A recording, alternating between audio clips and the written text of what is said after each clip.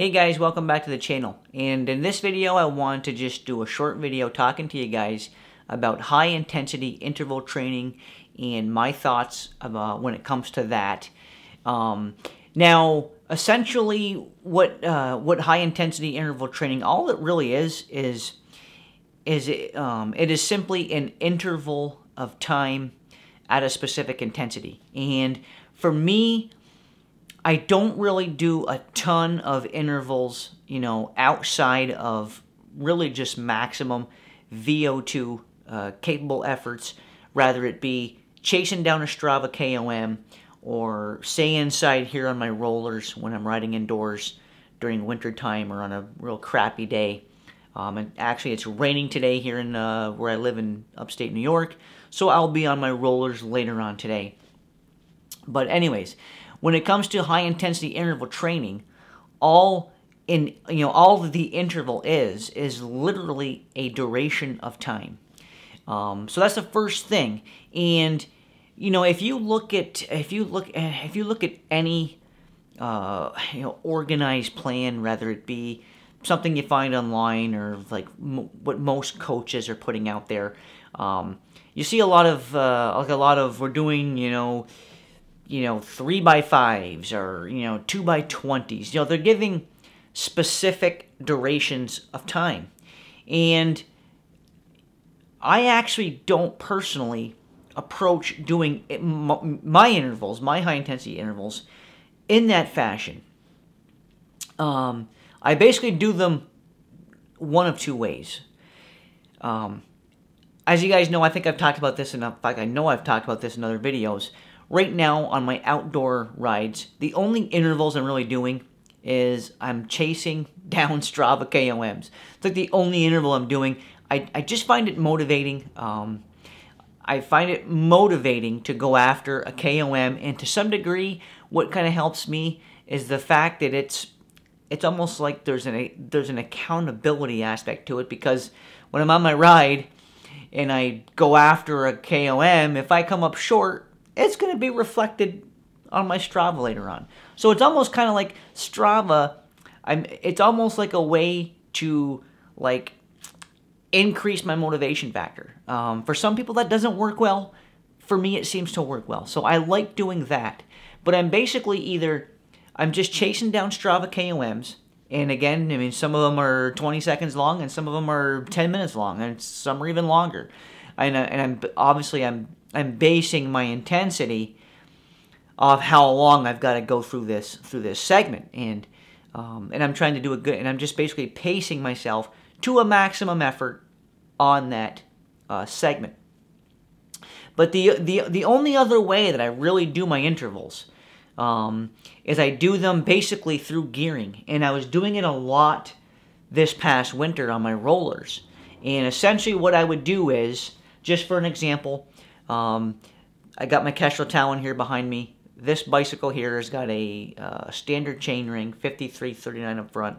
Currently got it with an 11 to 25 rear cassette.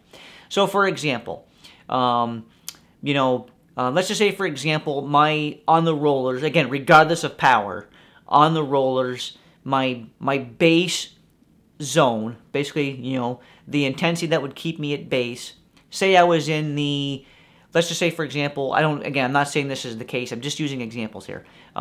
Say I was riding the 5321, and that was keeping me in my base, at a base level effort, okay? 53 up front, 21 in the back. What I would want to do in my interval, and say I'm riding at about 85 RPMs is kind of my, just kind of cruising cadence. When I'm out just kind of cruising on the road, not really going super hard, about 85 is about my cruising cadence. Maybe 90, when I'm just kind of cruising down the road, I hover around 85, 90 RPMs. So I'm in my base, I'm at my base level of workload. I'm in the 5321. Now I want to do a high intensity interval. I'm going to probably shift down to the 5317, maybe 5316, okay? And now I'm going to try to keep my cadence at the same 85, 90 RPM, that same cruising kind of cadence, I'm going to lock in there, okay? But now I'm literally 2 or 3 gears down harder onto the rear, and this is obviously bumping up my intensity. So in how I approach that interval is, I'm just basically holding my cadence for as long as I can. Rather that be 20 seconds or 2.5 minutes or 5 minutes. Okay, whatever my body is capable of doing on that day for that gear that I'm in. I'm basically just maintaining my cruising cadence at the higher higher power output, because I just went down a couple of gears. And as soon as my cadence, as soon as the intensity builds to where I can no longer hold that cadence, I'm cutting the interval. And again, to me, there's not a time duration to that. It could be 20 seconds. It could be, like I said, it could be 2 minutes. You know, it could be 45 seconds one day, and a week later, it might only be, 35 seconds. It doesn't matter what the time is. What matters is that you're hitting that cadence in that bigger gear, which is, obviously, if you're riding the 5321 at 90 RPMs and you shift down to the 5317 and maintain 90 RPMs, you're going faster. It's a mathematical certainty. And again, it doesn't matter what the power meter says. It doesn't matter what a heart rate monitor says. I don't use a heart rate monitor personally. I've just personally never found much value to it, because I structure most of my training around racing. And when you're racing and a group of guys attack on the front, you're either holding the wheel or you're not. And what your heart rate says really has nothing to do with that. You're either going to hold on to the pace or you're not going to do that. So for me, I just personally don't find value in monitoring my heart rate, because at the end of the day, I've got to be able to hold the wheels of whoever's in front of me. And if I can't do that, whether my heartbeat is 165 beats or 210 beats, it doesn't matter. I've got to hold the wheel. So I don't personally use heart rate. And it's the same thing with power. I like nowadays, as far as my power meter, I like to kind of look back at the power afterwards. Like yesterday is a prime example. Yesterday I did a 113-mile training ride, and on this ride there is it's about a 7 to 8 minute long effort for the guys that are higher up on the leaderboard. That's about what the time is. But anyways, there is it's like a 1.9 mile climb called Line Mountain segment. It's over, I call it Dannemora Mountain. Basically, it's the climb up Dannemora Mountain from Dannemora back towards where I live here in Malone. But anyways, that's a Strava segment. It's about 1.9 miles. Average is about 7 or 8% grade. It's a pretty good climb. And last Friday, I did a ride, took that Strava segment, and I was able to get the KOM. At the time, I wasn't using my P1 power meter pedals. So I didn't know what my power was. All I knew was I had set the KOM and put up a pretty good fast time. Now yesterday I did the same ride, and coming back, and when I was on my way back, I did the same segment because I wanted to see if I could make an improvement on that segment. So it was big, and again, so I had my power meter pedals on, but I wasn't pacing the effort by power. I've got my Garmin set up to where it basically gets overridden when I'm on the segment, and I have no way of even seeing what power I'm putting out. It's just, because when I ride my Strava segments, it's just an all-out maximum level effort.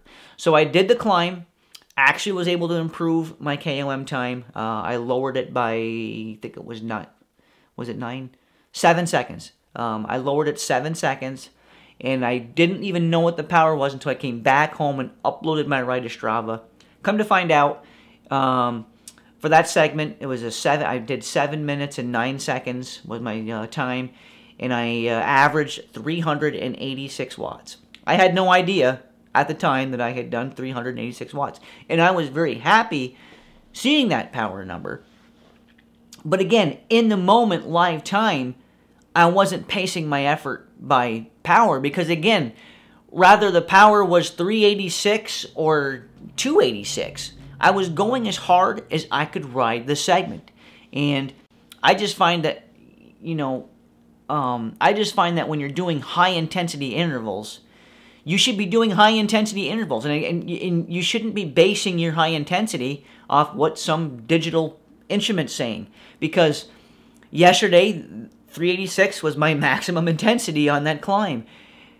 A week from now, it might be 315. I don't know until I'm out there doing it. But basically, high intensity is just that. It's high intensity, And again, whether it's a 20-second segment or a 3-minute segment or a 10-minute segment, I just feel that you should be hitting those segments with as much intensity as you can for the duration of the segment without blowing up halfway through or something. So it comes about. It really boils down to learning how to pace, how to let your body guide you through pacing that effort.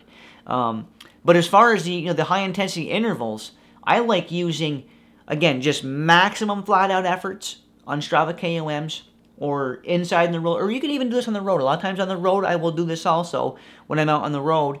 Even if I'm on a flat level of ground, again, I'll be cruising along, let's say the 53, 21, and I'm like, all right, I'm going to do I want to do a high intensity interval. I'll shift down a few gears, go down to the 53-17, 53-16, somewhere in there. Just, a gear that I can still kind of get over, that I can stay on top of. And I go into the interval saying, all right, I'm doing 90 cadence. I'm going to continue to hold 90 cadence and a couple of gears lower. And I'm just going to hold the power until I can no longer maintain the 90 cadence. And as soon as my cadence starts dipping, I go back to the easy gears, and it's time, and down to an easier gear, and it's time for me to recover and to rest. Because when you're doing your high intensity intervals, I don't want to train my body to, I don't want to train my body to accept, the lower pedal speed. When I'm doing my high intensity, I'm trying to stay on top of the gear. So once my leg speed starts bogging down too much in my intervals, I pull the plug and I'm recovering again. I don't care if it's been a minute, if it's been 2 minutes, if it's been 10 seconds. I did the high intensity. Now I need to recover. So that's just kind of, in a nutshell, what I do for high intensity. I don't really do the, let's do, 5x5s or 2x20s or 40-20 stuff like that. I don't. To me, the time duration, it doesn't have much weight. I mean, how can somebody tell me how long I should do an interval for? They don't have any idea how my body's feeling that day or what I'm capable of doing that day or how hard yesterday was. I mean, every day it's a little bit different for you, and I just don't think that there should be specific time durations on high-intensity intervals. High-intensity intervals is just that. It's an interval done at high intensity. I don't think the time duration matters. For me, what matters more is maintaining the high leg speed and not training your body to get used to pedaling slower leg speeds. I guess what I'm saying on that is, I would rather cut the interval short. I'd rather maintain 90 cadence on the high intensity interval and cut the interval, 45 seconds short than to, have my cadence drop way down and bog way down just to slog out an extra 30 seconds in an interval. To me, that's not a productive 30 seconds, okay? The productive work was being done when I was maintaining the 90 RPMs and still turning the bigger gear. I was doing productive work at that point. Once my cadence bogged way down and I could no longer turn the gear, so to speak, I'm no longer doing productive work. And to me, going, back up to some easier gears just to maintain the cadence, again, you're no longer doing what you wanted to do. The whole idea of this specific interval was to turn the faster gear at the same RPM. Once you can no longer do that, it's time to cut the interval, regardless of what the duration is. And then when you feel rested and able, do it again. So that's that's my approach to the high intensity intervals. It's just what I enjoy doing. As far as If it's the best approach, I don't know, guys. I mean, I have no idea. I'm not a certified coach in any manner. I just pretty much do what I think, you know, helps me ride fast and what I know I have to do in the races. And, you know, in a race, I know I can't get away with, you know, bogging my leg speed way down. Once I do that, it's over with, and I'm probably going to get dropped. So pretty much what I've always found in races is you've got to be able to stay on top of the gear and continue to put the power out. So I want to always train my body to do that, so that hopefully when I'm in a race, my leg speed won't bog down, and I can get through whatever pivotal moment in the race that we're in. So, all right, guys, I see I'm kind of rambling on here a little bit now. Like I said, just wanted to, you know, give you guys kind of a quick stance on or you know, some quick thoughts on what my thoughts are on the high intensity intervals.